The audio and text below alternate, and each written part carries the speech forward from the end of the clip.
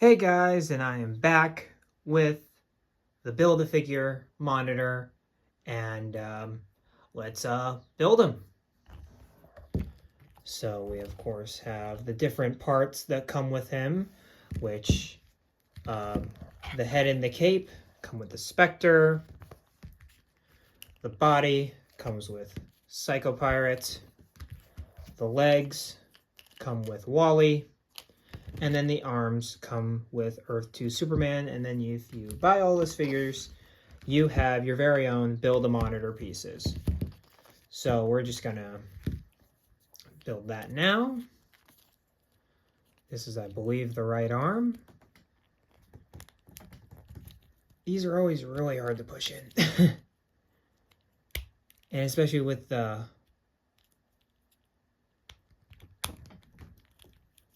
joint as lucid is on this arm. Dang. That's going to be a toughie. I'm going to have to do that one off camera. There's that one. And I love how the skirt stays underneath, because I could totally see that slipping off. And then we, of course, have the left leg there.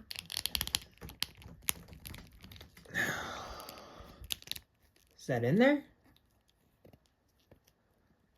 It looks like it is. I guess that's in there. Then we, of course, have the right leg.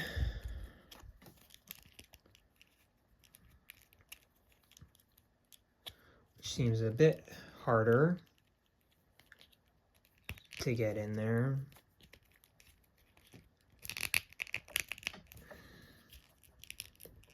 But yeah, I've always really liked the Monitor character. I thought he was really cool ever since I saw the Arrowverse Crisis on Infinite Earths event and how LaMonica Garrett played the Monitor. I always really liked the Monitor. And then let me try this one more time. Because say what you want about the Arrowverse, they did their crossovers very well. Ah, there we are. There we are. We have the body completed. Then we just lift the cape over.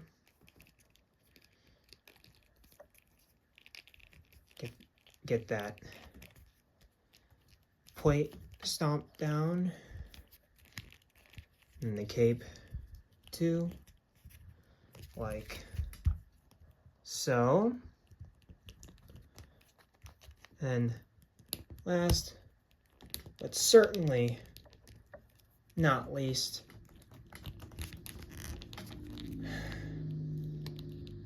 I think the head's on there. And there we have him. And here is the Monitor, fully assembled. All the parts are nice and in there, nice and where they're supposed to be. So since we don't have a card here, I'm kind of gonna, kind of explain who the Monitor is, because there are still a lot of people who don't know who the Monitor is. And the Monitor is one of those characters that whenever, when DC and Marvel have an event, they usually create a character that is either they create like event level characters where they're super important to one event. And that's kind of how it was for the Monitor and his more famous counterpart, the Anti-Monitor. Where, and this is going to go into like the origins of the DC universe as a whole, is that when the Dawn of Time happened, there was a guardian named Krona. And Krona witnessed the birth of creation, which ended up being the Anti-Monitor coming into our positive matter universe from his antimatter universe. And when the Monitor and the Anti-Monitor were aware of each other, they're basically kind of like siblings, I guess. They're not siblings, but like they're both defenders of their reality, and they both want to, well, the Anti-Monitor wants to destroy our reality. That's the whole point of the book. And the Monitor is like the defender of the positive matter universe. And so Monitor basically brings all of the heroes who the book wants to focus on together to fight against the Anti-Monitor's forces. That's basically the gist of Crisis on Infinite Earths. And all of the characters I've reviewed up until this point do play very substantial roles outside of Kid Flash. The only thing he really does is accept the mantle of the Flash by the end of the book. That's really the only thing Wally does. But like Spectre manages to be the last line of defense to actually full-on fight the Anti-Monitor after the Monitor is killed. Psycho Pirate is very much a henchman for the Anti-Monitor. He helps out the Anti-Monitor. And Earth 2 Superman is one of the people the Monitor calls to defend reality. So all of these characters play a huge role in Crisis on Infinite Earths. And this guy is probably the most important one, even though he's barely in the book. But let's get a good look at the figure, getting all that narrative out of the way. So overall, I think it's a very well done figure. I think the sculpt is really good. I love seeing how well they adapted the head to actually fit some kind of reality, because in the book, he has black eyes, which could be kind of scary, as you've seen with all of the numerous packagings, because on the back shows the first reveal picture of the Monitor in Crisis on Infinite Earths, and he has black eyes. And in this, he actually has pupils, which I believe are some kind of green or gray, which is cool. It also gives him a bit of human element. You have his mutton chops, which I love. I love his mutton chops. I think they're absolutely hilarious. And his dew, which looks great. Even though the paint's not the best, they really miss some of the paint on there, but it's lines, I get it. But again, $40 figures we're talking about here. And then you have his plate, and this is very of the era kind of sci-fi. It's very robotic. It's very much like flamboyant in its design. I personally love this kind of retro sci-fi kind of look, so I'm not too opposed by it. But you do see that there is some wear and tear on his collar, which looks pretty cool. I don't know if that's intentional or not, but it works for me. And then he also has like this little kind of ceiling thing. Like you could totally see the Monitor like wearing a helmet. And then he also, for the mesh, has texturing. So that's cool. He has a bit of athletic texturing there. And then he, of course, has these kind of things that reinforce his armor kind of deal. Then you have his skirt, which again is in a very much triangle-like pattern. Very what we consider like alien kind of texturing here. And another bad part about this is that the skirt doesn't line up with his, like you can't get everything to line up and have it looking somewhat correct. Like it unfortunately just doesn't add up. It doesn't rest like that. It sucks, but that's how it is. The skirt will always look a little weird in terms of its proportions, which I'm very mad about. Of course, nothing too horrible on the back, and I know I just popped out the chest piece for the Monitor. Then let's look at this cape. I love the design of the cape. It's I honestly like the short cape on him specifically. And again, the stitching looks very good, even though it is a rubber cape. And we hopefully from now on should be getting a lot more wired capes. I'm hoping they might re-release this figure with a wired cape. Who knows? Probably not, but it still is what it is. Then all the way at the bottom, we've got these sci-fi looking golden boots here, which have this yellow kind of, because they're not like gold painted. Like they don't have the gold paint that's up here for like the gauntlets and every other gold aspect on the figure, which kind of annoys me. Because I always love consistency in the coloring of a costume. So having this gold being different from this gold and that gold really annoys me.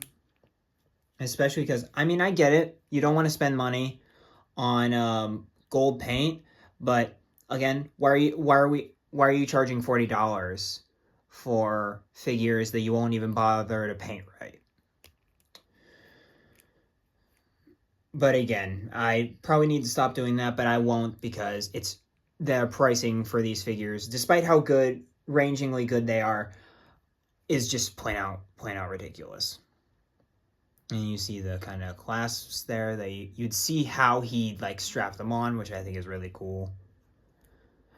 And another thing that I really wish they would have done, is gave him some power effects.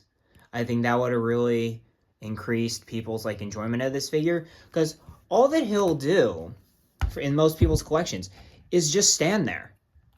Something like this. He'll just stand there. And I mean, there are people who display their figures just standing there. I'm kind of guilty of the museum pose, but with the limited space I have, it's kind of whatever. I try to make the best of it. But yeah, I've recently just been, he's just been standing there. Like, he can't do anything. He doesn't have effects. So that's honestly a real bummer for me with this figure, is the fact that he just doesn't come with anything unique. So there's not really anything you'll be able to do with the character. So it's mad unfortunate. That's kind of it for the details segment. I don't know what else to do for it. But we'll go into the articulation segment now. So he has really good range to look up and down, which is cool to see. Another double ball peg in the head. And apparently you can't rotate it without taking his head off. So there is that. With the shoulders, he has a hinged shoulder. This one, both of mine are pretty loose on the actual shoulder hinges, so be aware of that when you get your arms. And then he, of course, has the armpit joint inside there. And, of course, hinges that far forward, that far back. He has bicep swivel, double jointed elbows, which, yikes, yikes, yikes, yikes. And then he also, I forgot to mention, he also has some, the same texturing from the bodysuit to the actual gloves, which is cool. He has the standard McFarlane wrist joints, which I love. Again, you can either do roll the dice hinge, or you can rotate it like so and make him move it back and forth. Really cool joint. I love these joints. And then you, of course, have tons of range in the actual abdomen there. He can move that far forward. He can move that far back. And, of course, can rotate at both points. He has standard McFarlane legs, even though the skirt doesn't really do a bad job of hindering his rip movement, which is good. He can move that far forward. He can move that far back. So actually, I retract that statement. They do impede his movement quite a bit. He does not have thigh pivot. He has a double jointed knees, which aren't the best, but aren't the worst I've seen either. I've seen far worse. And then for the ankle, you of course have rotation up at the top, hinges up and down, ankle pivot at the lower portion, and of course toe articulation, like so. Here is the monitor with some of the baddest of the bad in terms of the DC universe. Some of these are crisis level villains. They've been in charge of their own crises. We of course have Parallax, who ends up being the villain of 0 Hour. We of course have Necron, obviously famous for Blackest Night. Darkseid, who is the villain of Final Crisis, and of course a ton of other books. He's basically the ultimate big bad for the DC universe. And then you, of course, have Superboy Prime, who, interestingly enough, Superboy Prime is a very interesting character too, because he's the villain of Infinite Crisis, but he's on the hero's side for Crisis on Infinite Earths. So that's very interesting within itself, and overall, very interesting story. Like, Crisis on Infinite Earths, Infinite Crisis, and Dark Crisis are a really good trilogy of Crisis stories. They're just fantastic. To varying levels of degree, but all of them are really solid. Here we have all of the key players from the Crisis on Infinite Earths event. We, of course, have Barry Allen, Flash there, Kara Zor-El, Supergirl, Earth 2, Superman, the Monitor, Superboy Prime, the Spectre, and Psycho Pirate right there.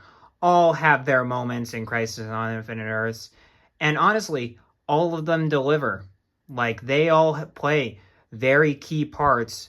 Him more as a as setup for the next event, but nonetheless, they still play an absolutely fantastic role, and each of them deliver them beautifully.